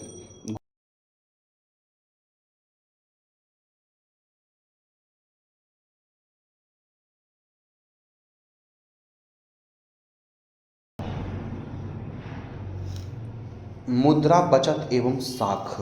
किसका टॉपिक है? मुद्रा बचत एवं साख। बोलता है क्या? विनिमय का सर्वोत्तम माध्यम है मुद्रा ही है, विनिमय का, चेंज करने का, एक्सचेंज का, मीडियम ऑफ एक्सचेंज का। क्रेडिट कार्ड प्रसिद्ध है, प्लास्टिक मुद्रा। क्या है? क्रेडिट कार्ड, प्लास्टिक मुद्रा। इनमें से कौन मुद्रा का साख पत्र नहीं है? चित्र मुद्रा। साख का संबंध है गरीबी से, उधार से, दोनों से। विश्वास से, तो विश्वास से। एटीएम का अर्थ है स्वचालित teller machine, automatic teller machine. रूस की मुद्रा है रूबल। क्या है रूस की मुद्रा? रूबल। निम्नलिखित में से मुद्रा का कार्य नहीं है मूल्य हस्तांतरण करना। मूल्य हस्तांतरण उसका कार्य नहीं है। प्रारंभिक अव्यवस्था में मनुष्य अपनी आवश्यकताओं की पूर्ति करते थे स्वयं उत्पादन करके, वस्तुओं के आदान प्रदान से, मुद्रा से। इनमें से कोई नहीं। किससे? वस्तुओं के आदान प्रदान से। इनमें कौन विधि ग्राह्य मुद्रा है? 10 रुपये का नोट। 1 रुपये का नोट जारी किया जाता है केंद्रीय सरकार द्वारा। किसके द्वारा? केंद्रीय सरकार द्वारा। मुद्रा वह धुरी है जिसके चारों ओर संपूर्ण आर्थिक विज्ञान चक्कर काटता है। किसने कहा था? तो क्राउथर ने। साख का अर्थ है विश्वास करना, ऋण लौटाने की क्षमता। ए एवं बी दोनों, इनमें से कोई नहीं, दोनों है। लौटाने की क्षमता, उधार लेने की क्षमता।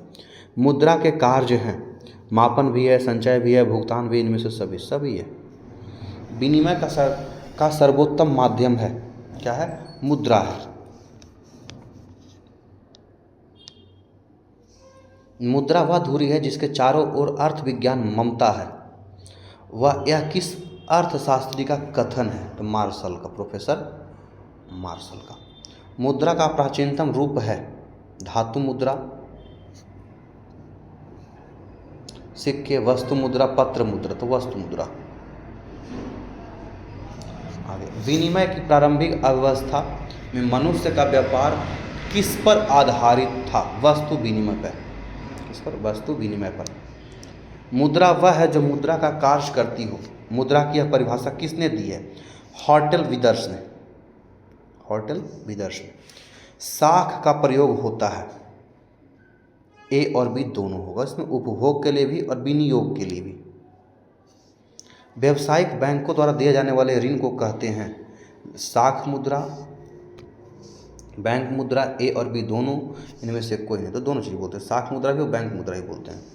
मुद्रा की वैधानिक परिभाषा किसने दी है? तो प्रोफेसर नैप ने दी मुद्रा की परिभाषा, वैधानिक परिभाषा। मुद्रा देखा है, हमारी टीम जो है एकदम नमूनों से भरी हुई है। यहाँ पे मुद्रा कर लेना भाई, मुद्रा लिखे हैं। मुद्रा के प्रमुख कार्य हैं, क्या है? विनिमय का माध्यम, बिल्कुल सही है। मूल्य का मापन, सही है। मूल्य का संचय, ए भी सही। ए सभी, क्या होगा? ए सभी, डी नंबर ऑप्शन। वस्तु विनिमय प्रणाली की मुख्य कठिनाइयाँ थी। मूल्य मापन की कठिनाई, आवश्यकता के दोहरे संयोग का अभाव। ए और बी दोनों इनमें से कोई नहीं, ए और बी दोनों। किस धातु का मुद्रा के रूप में सर्वाधिक प्रयोग हुआ है? लोहा का, तांबा का, पीतल का, सोना और चांदी का। तो सोना और चांदी का। मुद्रा का प्राथमिक कार्य कौन सा है? मुद्रा का प्राथमिक कार्य क्या है? विनिमय का माध्यम, मीडियम ऑफ एक्सचेंज। निम्नांकित में विधिग्राह मुद्रा कौन है? नोट और सिक्के, चेक, बैंक ड्राफ्ट, हुंडी। क्या? नोट और सिक्के।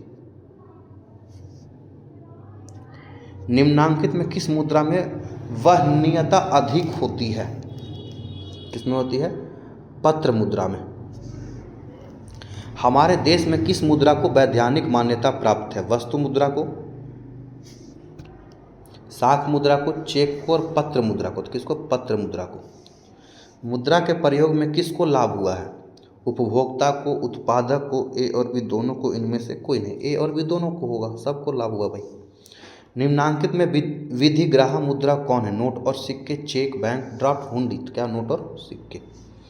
बचत को प्रारंभिक करने वाला प्रमुख तत्व है बचत की क्षमता, बचत की इच्छा, बचत की सुविधाएं। इनमें से तीनों होगा। इच्छा रहेगा, क्षमता रहेगा और सुविधा रहेगा, तभी कर सकते हैं। मुद्रा के प्रयोग से किसको प्रोत्साहन मिलता है? बचत को, पूंजी निर्माण को, ऋण का लेन देन को, और इनमें से तीनों का होगा। सबका जरूरत होता है पूरा। पूंजी का निर्माण होता है उपभोग द्वारा, विनियोग द्वारा, बचत द्वारा। इनमें से कोई, क्या होगा? बचत द्वारा।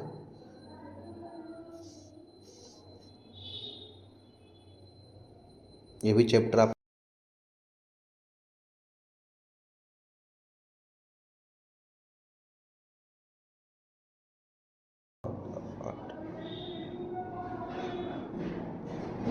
ये तो कर चुके थे भाई।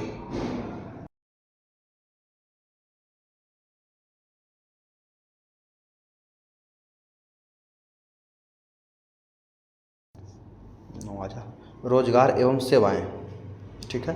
रोजगार एवं सेवाएं ऊर्जा के मुख्य स्रोत हैं। क्या है? ऊर्जा के, रोजगार एवं सेवाएं, ठीक है। बोलता ऊर्जा के मुख्य स्रोत है, कोयला भी है, पेट्रोलियम भी है, विद्युत भी है। विद्युत मतलब इलेक्ट्रिसिटी बोल रहा है। इनमें से सभी, क्या होगा? सभी होगा। कौन सी सेवा सरकारी है? शिक्षा सेवा, बैंकिंग सेवा, यातायात सेवा, स्वास्थ्य सेवा। बैंकिंग सेवा सरकारी है। कौन सी सेवा गैर सरकारी है? सैन्य सेवा, वित्त सेवा, मॉल सेवा, रेल सेवा। क्या होगा? माल सेवा। आर्थिक आधारभूत संरचना नहीं है, वित्त, संचार, ऊर्जा, शिक्षा। क्या होगा? शिक्षा का। बिहार एक राज्य है, उद्योग प्रधान, पशुपालन प्रधान, खनिज प्रधान, कृषि प्रधान। क्या होगा? कृषि प्रधान। भारत में सेवा को सामान्यतः कितने भागों में बांटा गया है? 2 भाग। कितने भागों में? 2 भागों में। मानव पूंजी निर्माण के प्रमुख घटक नहीं है। भोजन का, वस्त्र का, शिक्षा का, कोई नहीं होगा। आर्थिक विकास का दूसरा क्षेत्र है कृषि क्षेत्र, उद्योग क्षेत्र, सेवा क्षेत्र और शिक्षा क्षेत्र। क्या होगा? ए नंबर ऑप्शन, कृषि क्षेत्र होगा। क्योंकि खेती होगा तो सब काम हो जाएगा, नहीं होगा तो नहीं हो सकता है कुछ भी। बोलते आर्थिक विकास का तीसरा क्षेत्र क्या है? आर्थिक विकास का तीसरा क्षेत्र सेवा क्षेत्र है।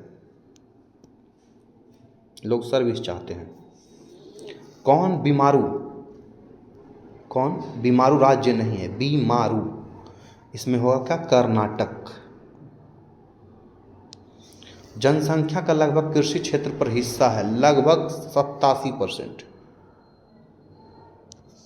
किस क्षेत्र को द्वितीय क्षेत्र कहा जाता है? सेवा, कृषि, उद्योग और कोई नहीं। क्या होगा? उद्योग होना चाहिए इसमें। जब सामान बनेगा उसको द्वितीय क्षेत्र में रखेंगे हम लोग। हमारे देश का कौन सा शहर सूचना प्रौद्योगिकी तथा सॉफ्टवेयर शक्ति का प्रतीक बन गया है? क्या हो? दिल्ली, मुंबई, बेंगलोर है तो तीनों, लेकिन चेन्नई भी है, चारों भी, लेकिन बेंगलोर सबसे ज़्यादा है। भारत का पहला टेलीविज़न केंद्र कहाँ स्थापित किया गया था? तो दिल्ली में। कहाँ था? दिल्ली में। किस आयु वर्ग के बच्चे को निःशुल्क एवं अनिवार्य शिक्षा प्रदान करना राज्य का दायित्व है? 6 से 14। इसी को बोलते हैं right to education. Right to education, शिक्षा का अधिकार। ग्रामीण रोजगार योजनाएं पंचायत प्रखंड में अधिक कारगर नहीं हो पाया है। बिचौलिया के कारण, सुविधा के अभाव के कारण, सरकार के कारण, इन सभी कारण। किसका? बिचौलिया के कारण। ठीक है, बिचौलिया पूरा पैसा घपला मार जाता है। सरकार ने राष्ट्रीय पोषक सहयोग कार्यक्रम अथवा मध्याह्न भोजन योजना आरंभ किया है अगस्त 1995 से। ठीक है। एक अर्थव्यवस्था के किस क्षेत्र को सेवा क्षेत्र कहा जाता है? तृतीय क्षेत्र को, जिसको इंग्लिश में टर्शियरी बोलते हैं। सेवा क्षेत्र के विकास के लिए किसका विकास अधिक आवश्यक है? मानवीय संसाधनों का। भारत के कार्यबल अथवा कार्यशील जनसंख्या का कितना प्रतिशत कृषि क्षेत्र में संलग्न है? 50 से 55, 65 से 70, 70 से 75, 80 से 85। तो क्या 65 से 70% लोग। हमारे देश में सर्व शिक्षा अभियान प्रारंभ कब हुआ था? 2001 में हुआ था। कब हुआ? 2001 में। विकासशील देशों की कार्यशील जनसंख्या का अधिकांश भाग होता है, कैसा होता है? तो कृषि क्षेत्र में होता है।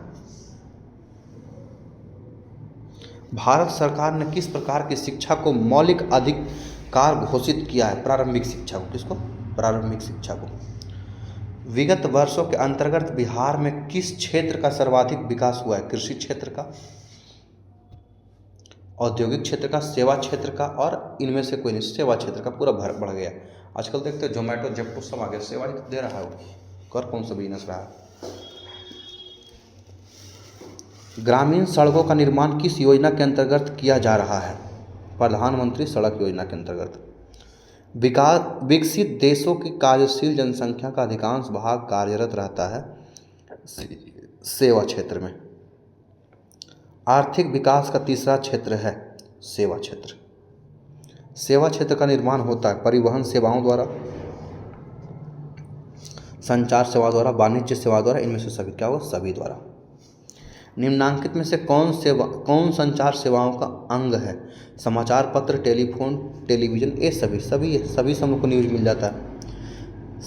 भारत को किस उद्योग के क्षेत्र में अधिक सफलता मिली है? कंप्यूटर हार्डवेयर, कंप्यूटर सॉफ्टवेयर, दोनों, इनमें से कोई ना? दोनों मिला है। कंप्यूटर सॉफ्टवेयर में। एक अर्थव्यवस्था की आधार का निर्माण होता है कृषि, उद्योग, सेवाओं द्वारा, इनमें से तीनों ही। एक अर्थव्यवस्था की आधार का निर्माण सेवा द्वारा है। भारत की परिवहन क्षेत्रों में कौन सर्वाधिक महत्वपूर्ण है? सड़कें, रेलवे, जहाज रानी, नागर विमान। क्या होगा? रेलवेज। मानवीय पूंजी निर्माण के मुख्य घटक हैं स्वास्थ्य सेवाएं, आवास, शिक्षा एवं प्रशिक्षण, उपयुक्त सभी। तो क्या होगा? उपयुक्त सभी। विगत वर्षों के अंतर्गत बिहार में किस क्षेत्रों का सर्वाधिक विकास हुआ है? कृषि क्षेत्र का, औद्योगिक क्षेत्र का, सेवा क्षेत्र का, इनमें से नहीं। किसका? सेवा क्षेत्र का। एक क्यों आ गया भाई साहब? खराब करना अपना टाइम। तुम हट यहाँ से यार।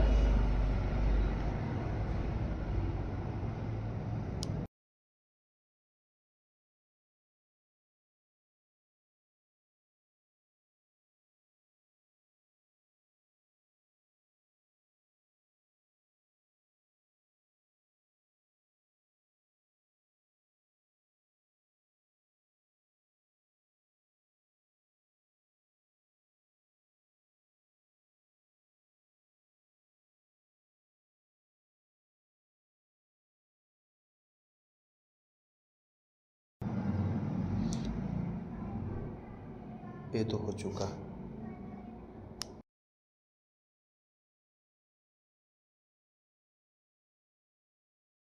और 13, हाँ ठीक है। उपभोक्ता जागरण एवं संरक्षण, ठीक है, हो चुका चैप्टर, इसलिए उसको हम चेंज किए फिर से। उपभोक्ता द्वारा शिकायत करने के लिए आवेदन शुल्क कितना लगता है? इनमें से कोई नहीं, 50, 100, 10 रुपये कुछ नहीं लेता है हम लोगों से, ठीक है। जाकर शिकायत कीजिए, इसमें कोई शुल्क नहीं लगेगा। राष्ट्रीय उपभोक्ता हेल्पलाइन नंबर क्या है? 1811 और 4000 साथ में, ठीक है। सोने के आभूषण की शुद्धता की पहचान किस चिन्ह से की जाती है? हॉलमार्क से। सूचना का अधिकार किस प्रकार का अधिकार है? वैज्ञानिक है, गैर कानूनी है, धार्मिक है, सॉरी वैधानिक है, वैज्ञानिक पढ़े थे, वैधानिक है और परंपरागत है। तो क्या होगा? परंपरागत क्यों कहेंगे इसको? वैधानिक ही कहेंगे।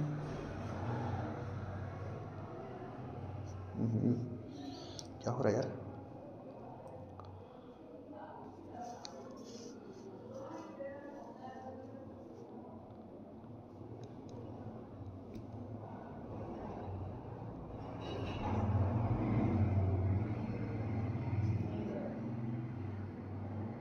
ठीक है, वैधानिक होगा। उपभोक्ता जागरण का नारा नहीं है ग्राहक सावधान, जागो ग्राहक जागो, आज नगद कल उधार। अपने अधिकारों की पहचान, ये बिल्कुल है, ठीक है। भारत उपभोक्ता संरक्षण अधिनियम की घोषणा कब हुई थी? तो 1986 में हुई थी। कब हुई थी? 1986। सूचना प्राप्त करने का माध्यम है उत्पादक, कंपनी, उपभोक्ता? कोई नहीं, कंपनी है। स्वर्णाभूषणों की परिशुद्धता को सुनिश्चित करने के लिए किस मान्यता पुरापत्र चिन्ह का होना आवश्यक है? ISI मार्का, हॉल मार्का, एग मार्का, और इनमें से कोई नहीं। क्या होगा? हॉल मार्का का होना बहुत आवश्यक है, हॉल मार्क।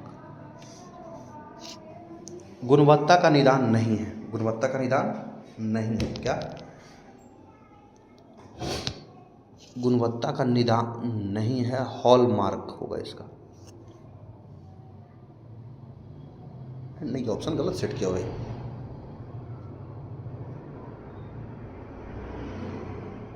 एक ऑप्शन गलत सेट किया गया है, ठीक है, ये ऑप्शन को नहीं होना चाहिए। चलिए आगे देखते हैं।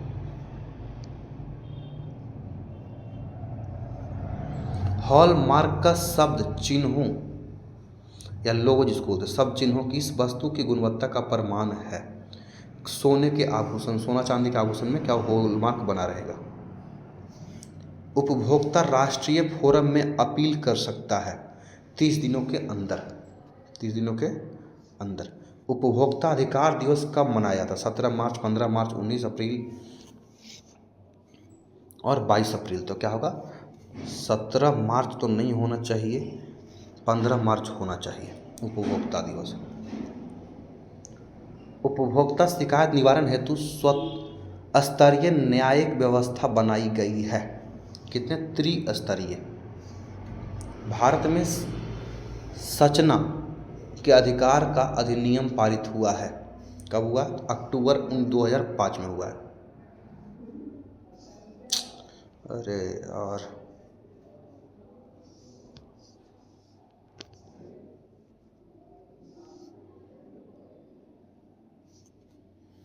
आगे। उपभोक्ता जागरूकता आंदोलन का प्रारंभ हुआ है। कहाँ हुआ? इंग्लैंड में। बड़े पैमाने पर उत्पादित किन वस्तुओं के लिए मानक नियमों का पालन करना आवश्यक है? बोतलबंद पेय पदार्थ, मसाले, शिशु आहार और ये सभी चीज़ में, जो भी चीज़ है, बोतल बंद हो जाए, बोतल खुला, उसमें मतलब नहीं है। सर्वप्रथम किस देश में उपभोक्ता अधिकारों की घोषणा हुई थी? संयुक्त राज्य अमेरिका में, ठीक है। भारत में मानव अधिकार मात्रा अधिनियम पारित हुआ था 1993 में। उपभोक्ता आंदोलन के प्रवर्तक माने जाते हैं रॉल्फ नादर। उपभोक्ता के जो शोषक के मुख्य प्रकार हैं कौन है? मापतौल में कमी, मिलावट, भ्रामक प्रचार, इनमें तीनों ही क्या हो, सब कुछ है, भ्रामक प्रचार से लेकर के सब कुछ कह सकते हैं इसको हम। उपभोक्ता शोषण के प्रमुख कारण है सूचना का अभाव, वस्तुओं की सीमित आपूर्ति लिखा हुआ है, उपभोक्ता की अज्ञानता, इनमें से सभी चीज़ हो सकता है कारण इनमें से। आगे उपभोक्ता जागरण के लिए भारत सरकार का सबसे प्रचलित नारा है, कौन सा है? जागो ग्राहक जागो। हमारे देश में उपभोक्ता अधिकार दिवस मनाया जाता है 26 जनवरी को, 15 अगस्त को, 15 दिसंबर को और एक और ऑप्शन 24 दिसंबर को। कब होगा? 24 दिसंबर को। कृषि उत्पादों के मानकीकरण के लिए किस मानक का प्रयोग किया जाता है? किसका किया था? एगमार्क का। सूचना का अधिकार किस प्रकार का अधिकार है? तो वैधानिक अधिकार है। ये भी ऐच्छिक नहीं, इसको बोलेंगे, इसको भी हम लोग क्या बोलेंगे?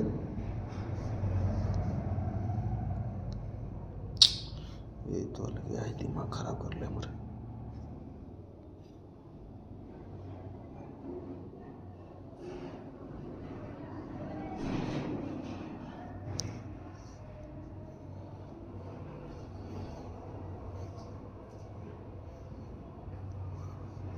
क्या होगा? वैधानिक। आगे, उपभोक्ता संरक्षक अधिनियम के अंतर्गत उपभोक्ता की अपील सुनने का अधिकार है, किसका है? राज्य आयोग का, राष्ट्रीय आयोग का, दोनों का। तो दोनों का होगा। सर्वोच्च न्यायालय में ने चिकित्सा व्यवसाय को भी उपभोक्ता संरक्षण अधिनियम के अंतर्गत एक सेवा घोषित कर दिया है 1990 में, 1992 में, 1995 में, 2001 में। तो कब? 1995 में। यदि किसी वस्तु या सेवा का मूल्य 20 लाख रुपए से अधिक एवं 1 करोड़ रुपए से कम है तो उपभोक्ता शिकायत करेगा। कहाँ करेगा? जिला अदालत में, राज्य आयोग में, राष्ट्रीय आयोग में, इनमें से कोई नहीं। काहे ने शिकायत करना? कोई नहीं करेगा। राज्य आयोग में। कहाँ करेगा? राज्य आयोग में। ठीक है, आगे देखते हैं। अभी कुछ और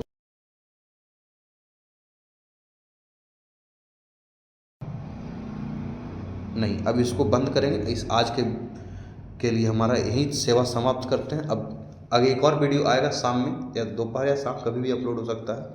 ठीक है, उसमें से बाकी आपका ज्योग्राफी का रहेगा और सिविक्स का रहेगा, मतलब भूगोल का और नागरिक शास्त्र का।